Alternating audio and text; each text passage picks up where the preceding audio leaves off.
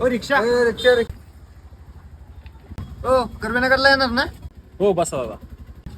थांबा ना, एकच पॅक राहिला तेवढा मारतो.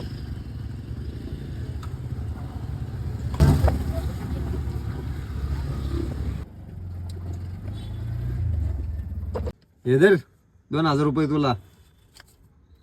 अरे मला 2,000? अरे अर्धा ते व्हायला पाहिजे ना. 2.5 तर तुला 2.5 आणि मला 2.5. अरे मोबाईल मला सापडलाय, दिलेत तेवढं उपकर बघ. आता दे ते बी पैसे इकडं.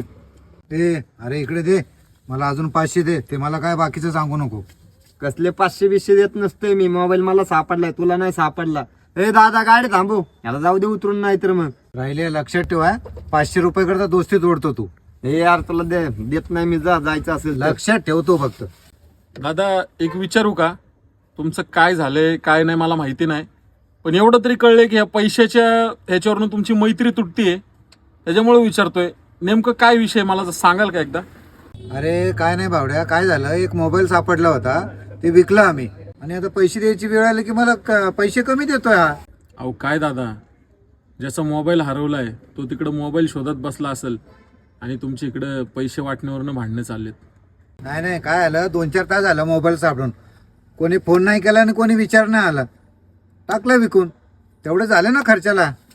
अहो पण थोडं एक दिवस तरी 5-6 तास तरी वाट बघायची, नाहीतर चौकीत जाऊन द्यायचा मोबाईल. अरे काय चौकीत नेऊन द्यायचा? काय 5,000 रुपयात फोन विकलाय त्याने? काय काय घरबीर बांधणारे होय त्या का मोबाईलनी?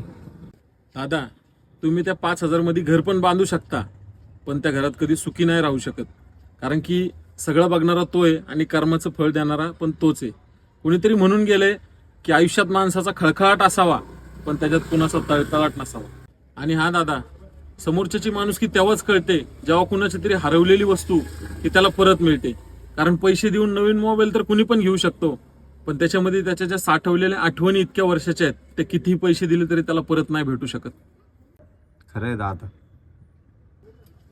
ठीक आहे दादा, हे जरा तुमचे पैसे.